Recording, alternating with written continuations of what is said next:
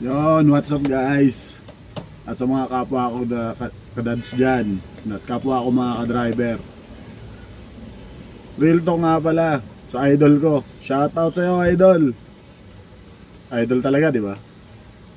Idol, nasosobrahan ka na yata sa kakakain ng kalabasa eh. Sobrang linaw na ng mata mo idol. Lahat ng mali ng iba, kitang kita mo na. Unahin mong tignan yung sarili mo idol. Huwag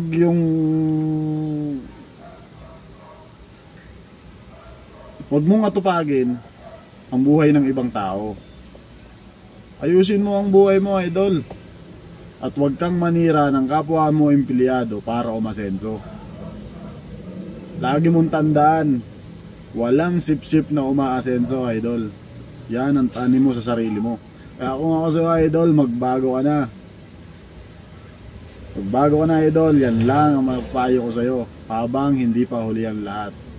Nasosobrahan ka na rin kasi sa kayabangan eh. Wala kang hang mapatay yung bahay, sobra kang magyabang. Di ba? Tapos kung magyabang ka pa sa inuman, ikaw lagi ang bida. Pero pag uwi sa inyong tahanan, may masaing na bigas, wala kang maibigay. Kaya wag kang masyadong makapalang mukha mo idol.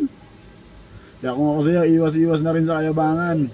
Baka maminsan, ikaw naman yung mapag-usapan. Salamat and God bless.